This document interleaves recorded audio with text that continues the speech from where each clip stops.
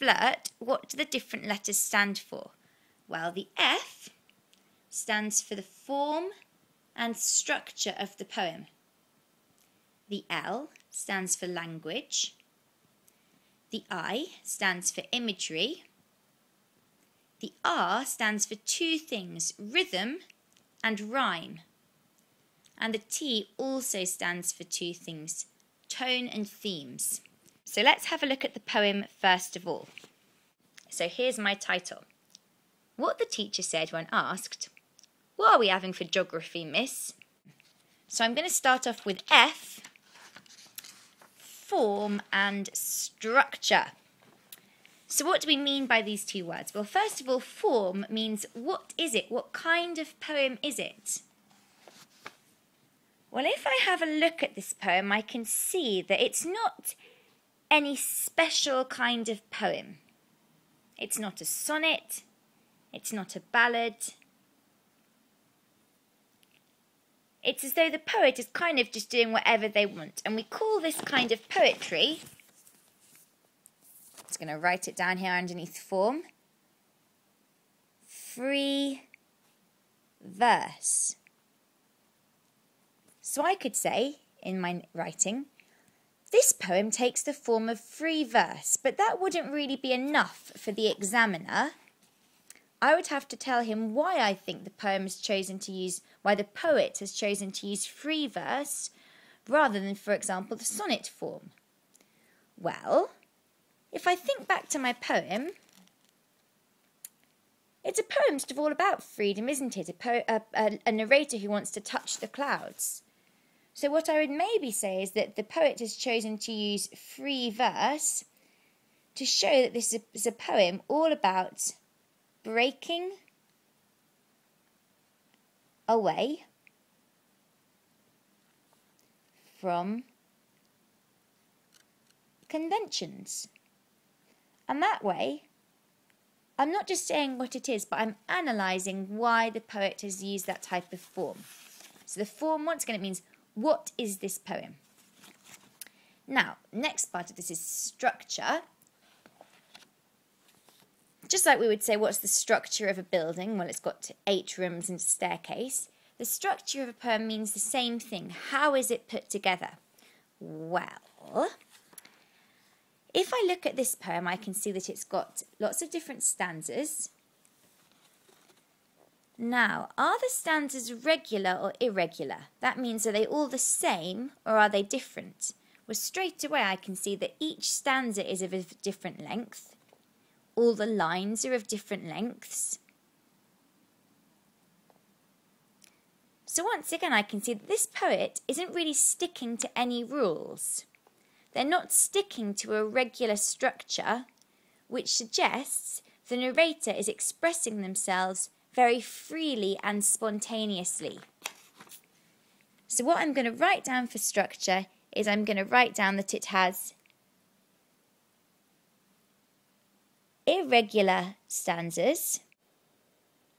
Okay, so now we've looked at form and structure, we're ready to move on to the L part of our FLIRT's acronym, which is language, also known as lexis. So let's have another look at our poem. Do I notice anything interesting about the language? Are the words used from any particular lexical field, which means a particular kind of family or group of words? Well, we've got lots of words related to geography. So I'm going to put that the other kind of lexical field we have is the lexical field of kind of almost of fantasy and escape. So, drawing together the things I've noticed here, it looks like we've got 2 sort of different types of language. We've got this quite boring, prosaic language to do with school and the subject of geography, and then we've got this very exciting, expressive language about singing and dancing and touching the sky, which is to do with fantasy and escape. So what could I say about this in the exam? Well, I could say that the writer establishes, we could call this a juxtaposition. I'll just write this word here.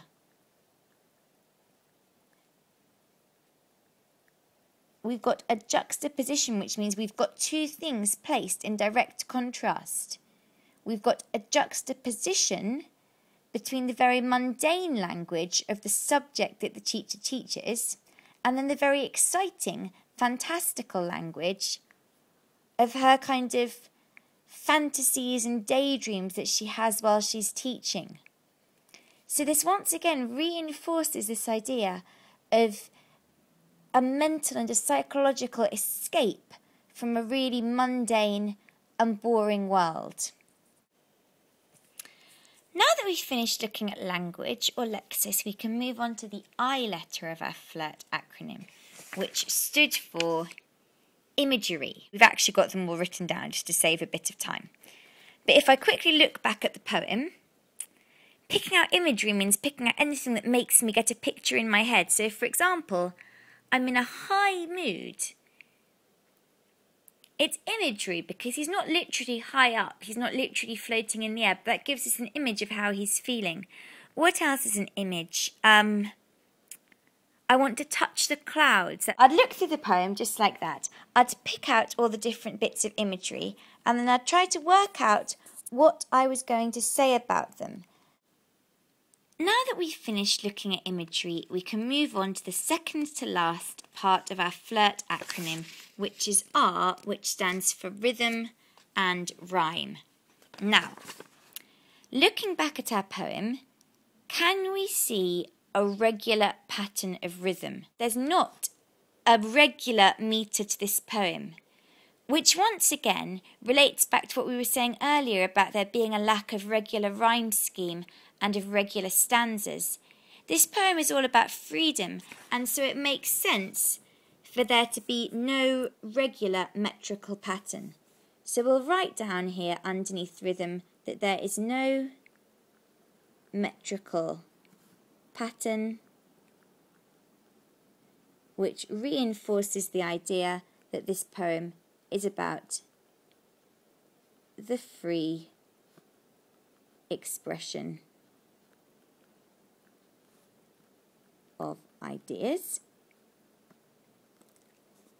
And we're now also going to look at rhyme. So what about rhyme in this poem? Is it a regular rhyme scheme? No. There's an irregular use of rhyme and assonance. People also sometimes call assonance half rhyme. It's when the vowel sounds kind of match, but it's not exactly a rhyme. Once again, it's this idea that he can express his ideas freely. He's not tied down to a particular rhyme scheme. That concludes our look at rhythm and rhyme in this poem and leads us on to the final section of our FLIRT acronym, which looks at the two T's: tone and themes. Now, tone means what kind of attitude is being expressed in this poem, or what kind of mood. We've got a very informal tone, and also often seems quite light-hearted because of the use of slang, like see you later and stuff, latitude and longitude. So we can relate that to the language being used as well. Now, what can we say about this tone? Well, we wouldn't expect a teacher to have such an informal tone. We probably wouldn't expect them to use so much slang as well.